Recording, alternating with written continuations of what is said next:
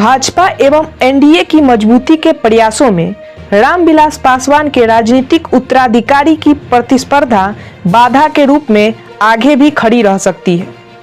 बिहार में विधानसभा की 2 सीटों पर होने जा रहे उपचुनाव से पहले चिराग पासवान ने इतना तो स्पष्ट कर दिया है कि वह केंद्रीय मंत्री पशुपति कुमार पारस पर नरमी दिखाने नहीं जा रहे हैं।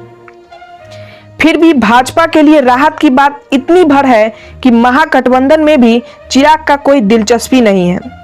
यह भी कि प्रधानमंत्री नरेंद्र मोदी के प्रति उनका स्नेह रत्ती भर भी कम नहीं हुआ है। किंतु बात यही खत्म नहीं होती है। हनुमान बने रहने के लिए चिराग की अपनी शर्त है, जिसे बिहार भाजपा नेताओं के सामने वह पहले ही स्पष्ट कर चुके हैं।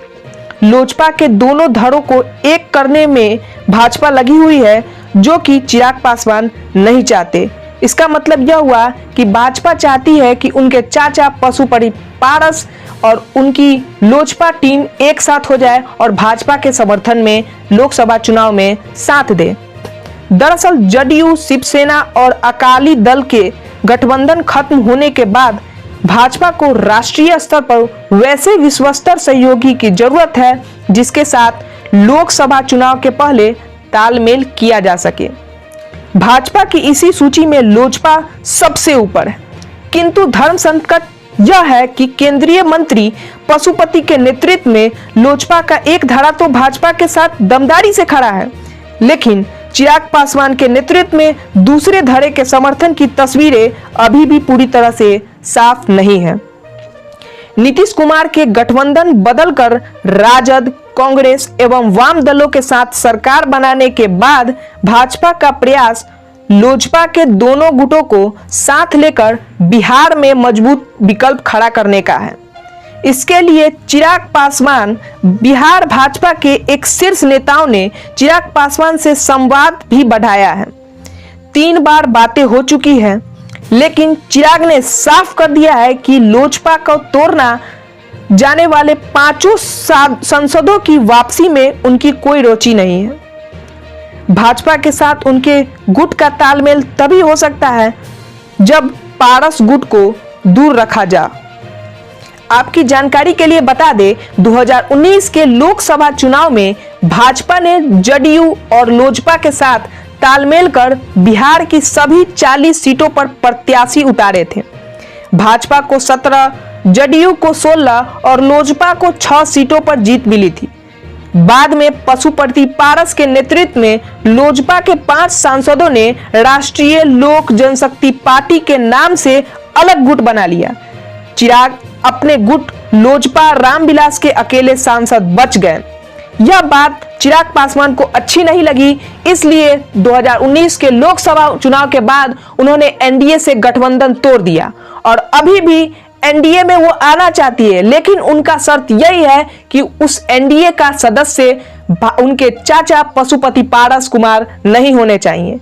और एक तरफ वह एनडीए में इस कारणों से नहीं शामिल हो रही है और दूसरी तरफ महागठबंधन का भी वह साथ नहीं दे रही है, क्योंकि उसमें नीतीश कुमार है और उन्होंने स्पष्ट किया है पिछले भाषणों में कि वह ऐसी कोई पार्टियों का मतलब कि सदस्य नहीं बनेंगे जिसमें नीतीश और उसकी पार्टी जदयू होगी। और आपकी जानकारी के लिए बता दें कि वह तेजस्वी यादव के साथ अपना जो महागठबंधन तैयार करना था वो कर सकते हैं, लेकिन उनका जो शर्त है वह नीतीश कुमार को अपनी पार्टी में यानी अपने महागठबंधन में नहीं रखना चाहती है। और उनके पास अब एक ही विकल्प बच गया है, एनडीए, क्योंकि चिराग पासवान अकेले इस आगामी लोकसभा के चुनाव में चुनाव नहीं लड़ सकती। यह स्पष्ट कर दिया है चिराग पासवान ने। आगामी चुनाव में वह चाहती है कि किसी एक पार्टी के साथ वह गठबंधन कर सरकार बनाए और वह पार्टी एनडीए ही हो सकती है, जो कि नरेंद्र मोदी की पार्टी बीजेपी है। लेकिन उनका जो शर्त है वह है कि वह उनके चाचा पशुपति पारस एनडीए से हट जाएं, जो कि बीजेपी चाहती है कि उनके चाचा और उनके जो भतीजा है चिराग पासवान दोनों एक साथ रहे और भाजपा के साथ मिलकर बिहार में मजबूती के साथ सरकार बनाए, जिससे कि वह महागठबंधन में जदयू और आरजेडी को भारी मतों से हरा सके। यही चाहती है एनडीए, लेकिन लोजपा के माननीय अध्यक्ष श्री चिराग पासवान जी ये नहीं चाहते।